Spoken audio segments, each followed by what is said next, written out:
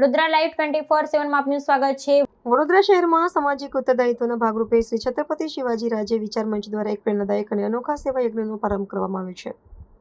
સંસ્થા દ્વારા આ વર્ષે પણ પસ્તીદાનથી વિદ્યાદાન નામનું એક વિશેષ અભિયાન હાથ ધરવામાં આવ્યું છે, જેનો મુખ્ય ઉદ્દેશ્ય સમાજના જરૂરિયાતમંદ અને આર્થિક રીતે નબળા વર્ગના વિદ્યાર્થીઓને શૈક્ષણિક સહાય પૂરી પાડવાનો છે। અભિયાન અંતર્ગત શહેરના વિવિધ વિસ્તારોમાંથી જૂના છાપા, નકામા પૂઠા અને પસ્તી એકત્ર કરવાની કામગીરી સઘન રીતે શરૂ કરી દેવામાં આવી છે।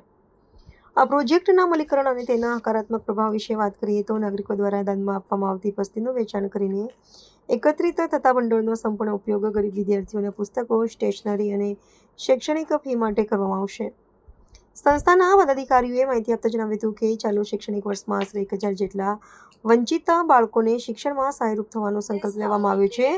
અભિયાનની શરૂઆતના ગણતરીના દિવસોમાં જ શહેરના વિવિધ વિસ્તારોમાંથી 100 કિલોગ્રામથી વધુ પસ્તીનું અનુદાન પ્રાપ્ત થયું છે, જે સ્થાનિક નાગરિકોના ઉમદા કાર્ય પ્રત્યેનો ઉત્સાહ દર્શાવે છે। શિક્ષણ થકી સમાજ નિર્માણના ભગીરથ પ્રયાસને વડોદરાવાસીઓ તરફથી બહોળો અને સકારાત્મક પ્રતિસાદ મળી રહ્યો છે। સંસ્થાના પ્રતિનિધિઓએ શહેરના તમામ નાગરિકોને નમ્ર અપીલ કરી છે કે તેઓ પોતાના ઘરમાં રહેલી બિનજરૂરી પસ્તીનો નિકાલ કરવાને બદલે તેનું દાન કરી આ સેવા યજ્ઞમાં સહભાગી બને। આ પ્રકારની પહેલ માત્ર પર્યાવરણના રક્ષણમાં જ મદદરૂપ નથી થતી, પરંતુ છેવાડાના પરિવારોના સંતાનો માટે ઉજ્જવળ ભવિષ્યના દ્વાર પણ ખોલે છે, જે આગામી સમયમાં અન્ય સામાજિક સંસ્થાઓ માટે પણ એક દિશાસૂચક ઉદાહરણ પૂરું પાડી શકે છે।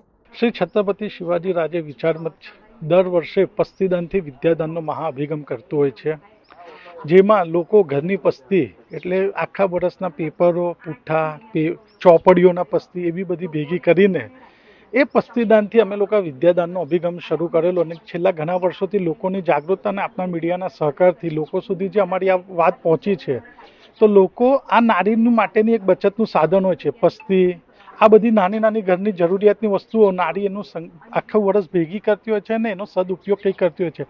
જેવા ઘરમાં ગાભા ચીદડા હોય તો એ વાપીને વાસણ લેતી હોય છે।